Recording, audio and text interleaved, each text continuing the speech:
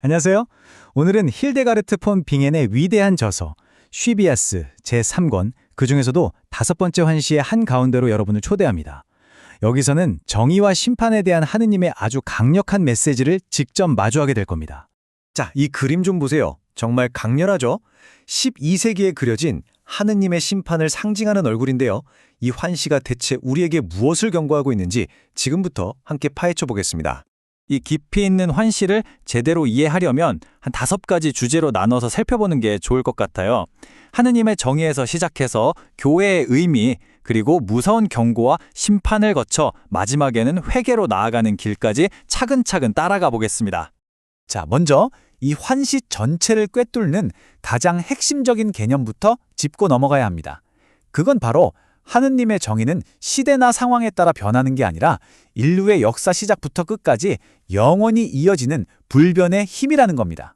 시비아스는 이걸 하나의 거대한 흐름으로 설명해요.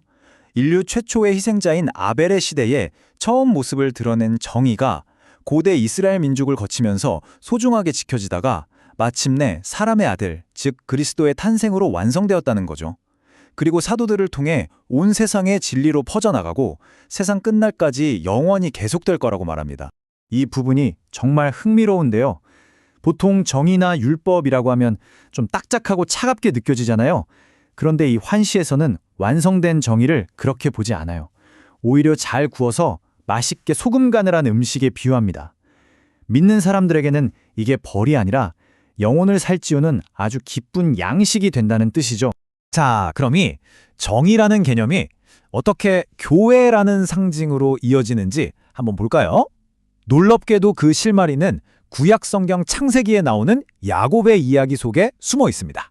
시비어스는 창세기에 나오는 야곱의 돌기둥 이야기를 아주 깊이 있게 파고들어요. 이게 그냥 야곱이 잠잘 때 베고 잤던 돌멩이 하나 세운 게 아니라는 거죠. 이 돌은요, 장차 정의의 태양이신 그리스도를 세상에 오게 할 동정녀 마리아를 미리 보여주는 상징이고요. 동시에 모든 신자들의 머리이신 그리스도께서 계시는 제단을 의미하기도 합니다. 심지어 야곱이 바치겠다고 약속한 11조마저도 앞으로 모든 신자들이 받게 될 구원의 은총을 미리 보여주는 다층적인 예언으로 해석합니다. 정말 놀랍지 않나요? 그러니까 여기서 하느님께서 주시는 메시지의 핵심은 바로 이겁니다.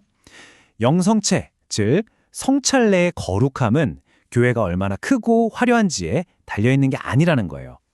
오직 축성된 제단, 바로 그 봉인된 돌만 있다면 그 자체로 완벽하게 정당하고 거룩한 행위가 된다는 거죠. 본질이 중요하다는 겁니다. 자, 이렇게 교회가 얼마나 신성한 곳인지 이야기한 다음에 환시는 분위기를 확 바꿔서 아주 무서운 경고를 하기 시작합니다. 이 거룩한 장소를 더럽히고 타락시키는 자들에게 말이죠. 여기서 말하는 죄들은 그냥 개인적인 잘못에서 그치는 게 아니에요.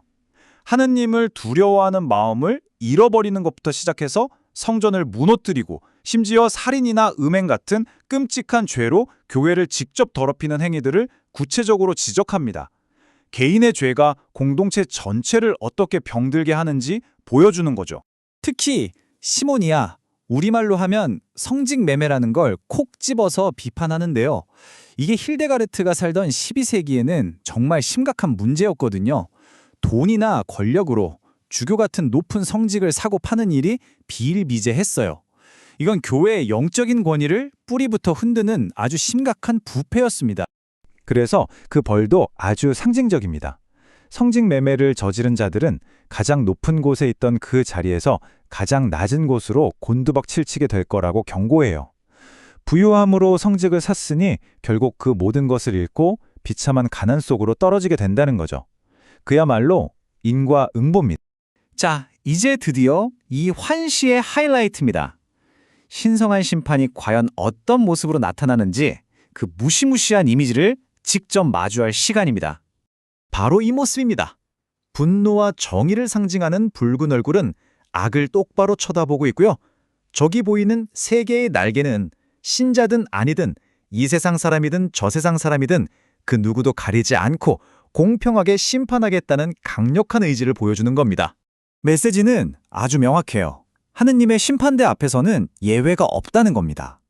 선한 일을 하겠다고 마음만 먹고 게을러서 실천하지 않는 신자나 아예 하느님을 믿지 않고 대놓고 악한 행동을 하는 사람이나 모두 똑같은 정의의 기준으로 공정하게 심판받는다는 거죠.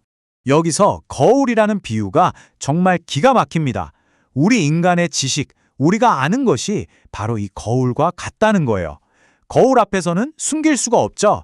우리 안에 선한 욕망과 악한 욕망이 그 거울에 모두 비친다는 겁니다. 선과 악, 두 가지 길이 다 보이는데 어느 쪽으로 몸을 돌릴지는 순전히 우리의 자유의지, 즉 선택에 달렸다는 거죠. 하지만 이 환시가 이렇게 무서운 경고와 심판 이야기만 하고 끝나진 않습니다. 다행히도 절망에 빠진 인간이 어떻게 다시 올바른 길로 돌아설 수 있는지 그 구체적인 방법을 알려주거든요. 이 회개에 이르는 길이 참 심오하고 심리적이에요. 이게 그냥 잘못했습니다 하고 끝나는 게 아닙니다. 첫 단계는 자신의 잘못을 깨닫는 고통, 즉 양심의 가책에서 시작돼요.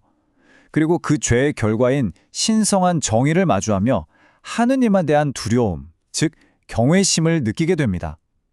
이 두려움은 변화해야 한다는 영혼의 떨림, 아주 치열한 내적 갈등으로 이어지고요.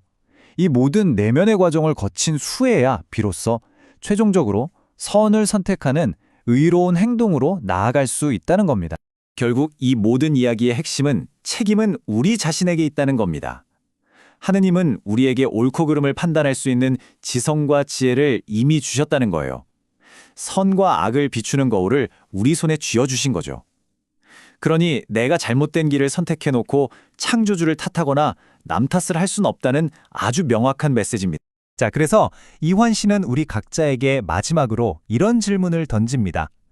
만약 우리 안의 지식이 선과 악을 모두 비추는 거울이라면 오늘 여러분의 거울은 어느 쪽을 비추고 있나요? 한번 깊이 생각해 볼 문제입니다.